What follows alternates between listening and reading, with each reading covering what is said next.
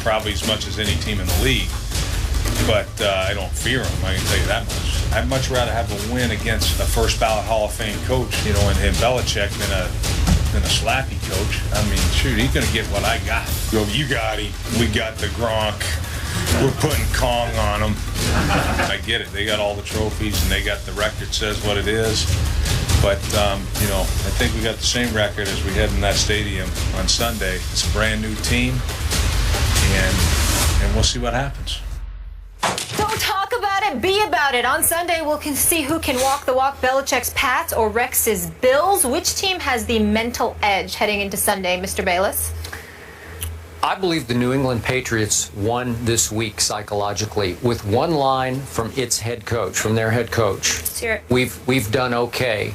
I think we've done okay against Rex Ryan. That's what Bill Belichick said. And that closed the case and closed the week for me.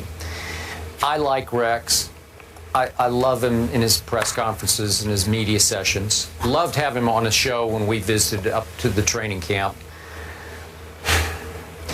He's the biggest thing in Buffalo since Jim Kelly retired. That place is going crazy over Rex, and it's in large part because of his persona and his showmanship and his mind gamesmanship that he plays with Belichick and Brady.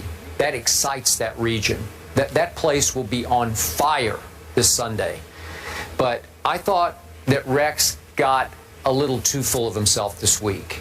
And I thought he talked and talked and talked to the point that, and I'm just guessing on this, that Tom Brady will no longer be distracted by the mind gamesmanship that he so brilliantly usually plays. I think Tom Brady will be infuriated by it.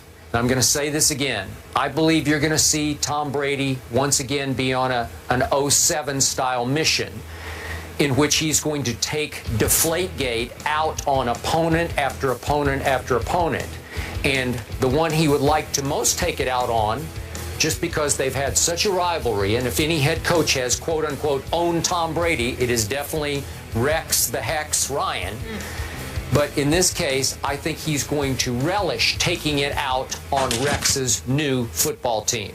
I'm sure Tom Brady respects the heck out of this defense, and he will take great pleasure in picking it to pieces. And I believe he will. I picked 24-21, and I know that doesn't sound like great conviction, but I think you'll walk away from this game saying, you know what? They walked in with the psychological edge, and they proved once again they're just a little better than even these Buffalo Bills. And I've got the Bills as a wild card team. That's not going to change off this game. But I think edge going in, Brady, Belichick. The Killer Bees advantage. Let's take a moment in all seriousness to dissect and highlight Rex Ryan. The last couple of years in New York,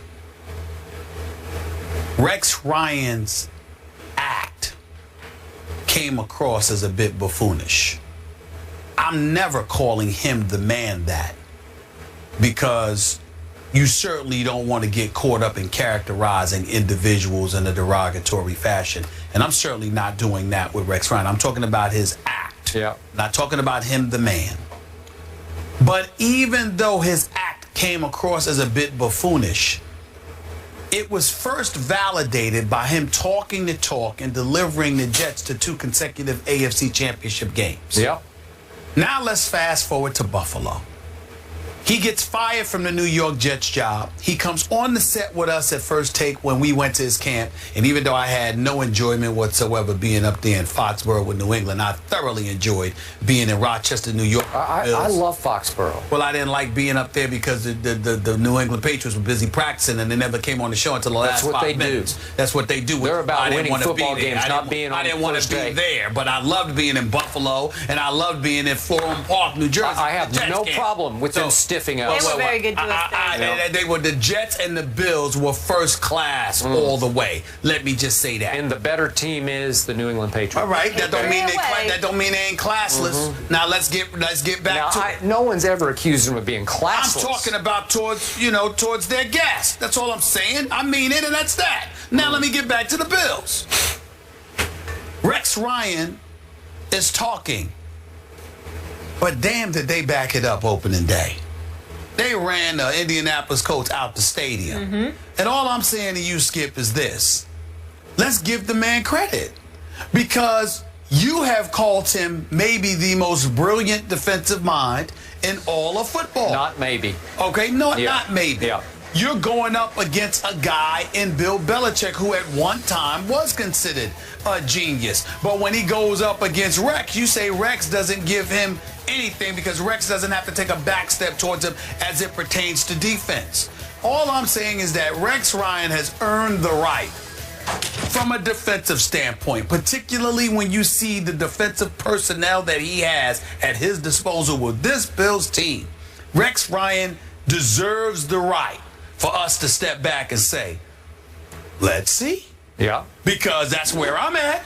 Because it's not just Rex Ryan talking with no personnel to work with. Now, when he told me the Jets were going to win, you know, because they were going to score points, and I'm looking at Geno Smith as your quarterback and Eric Decker as your #1 wide receiving offensive option, I knew that was a joke. But when you tell me we've got some studs because you went out and got LaShawn McCoy, because Sammy Watkins is your wide receiver, okay, because Tyrod Taylor is somebody that can make things happen. And then I look at this defense with Hughes, with Kyle and Mario Williams and these boys, and Marcel Darius coming back. I'm like, whoa. And Gilmore and those guys. I'm like, okay, these brothers can get at you.